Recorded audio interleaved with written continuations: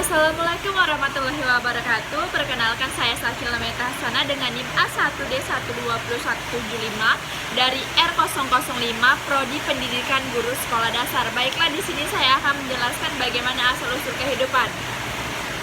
Tapi sebelumnya, apakah pernah terpikir oleh kalian semua bagaimana semua makhluk hidup saat ini muncul dan apa yang memulainya?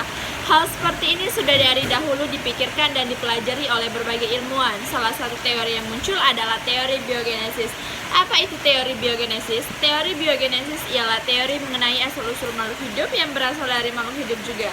Banyak yang beranggapan bahwa teori biogenesis ini dicetuskan oleh Louis Pasteur. Beliau berpendapat bahwa benda hidup hanya dapat dihasilkan dari benda hidup lainnya. Selain Louis Pasteur, ada beberapa tokoh terkenal lainnya yang juga mengembangkan pendapat mereka mengenai teori asal-usul kehidupan ini. Siapa saja mereka? Pertama ada Francesco Redi. Dia berpendapat bahwa makhluk hidup tidak berasal dari benda mati, melainkan berasal dari makhluk hidup juga. Beliau melakukan sebuah percobaan dengan menggunakan sepotong daging yang dimasukkan dalam 3 buah labu. Pertama, labu diisi sepotong daging dan labu ditutup dengan rapat. Kedua, juga diisi sepotong daging, kemudian ditutup dengan kain kasah. Ketiga, juga diisi sepotong daging, namun akan dibiarkan terbuka. Hasil percobaan tersebut menghasilkan sebuah pernyataan dari Redi bahwa jika lalat dicegah untuk tidak meletakkan telurnya pada daging, maka makhluk hidup atau belatung tidak akan muncul dari daging tersebut. Jadi, menurut Redi, makhluk hidup berasal dari telur. Kedua ada Lazarus Spallanzani. Lazarus Spallanzani melakukan sebuah percobaan menggunakan 3 buah tabung yang masing-masing diisi dengan air kaldu. Yang pertama, tanpa dipanasi ditutup rapat. Yang kedua, dipanaskan sampai mendidih lalu dibiarkan terbuka.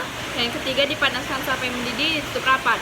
Melalui percobaan ini, Spallanzani menyatakan apabila kaldu dididihkan dan kemudian ditutup rapat, tidak akan terjadi pembusukan sehingga tidak akan dijumpai makhluk hidup. Ketiga ada Louis Pasteur. Hasil eksperimen yang telah dilakukan oleh Redi dan Spallanzani masih dirasa tidak cukup oleh banyak orang. Masih ada hal yang kurang yang bisa menjadi faktor tambahan untuk memantapkan teori ini. Banyak yang berpendapat bahwa untuk dapat timbul sebuah kehidupan secara spontan dari sebuah benda tak hidup, diperlukan adanya gaya hidup. Oleh karena itu, Louis Pasteur berusaha memperbaiki percobaan Spallanzani dengan menggunakan labu yang mempunyai tutup berbentuk leher angsa mirip dengan huruf S.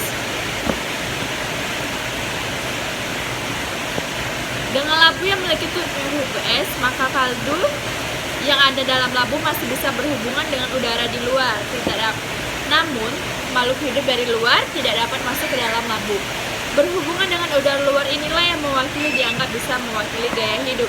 Sama seperti sebelumnya, labu akan diisi oleh air kaldu dan kemudian dipanaskan sampai mendidih. Setelah itu, labu ditutup dengan tutup pipa berbentuk huruf S. Setelah diamati beberapa hari, ternyata kaldu terdapat dalam labu percobaan tidak menunjukkan adanya perubahan apapun.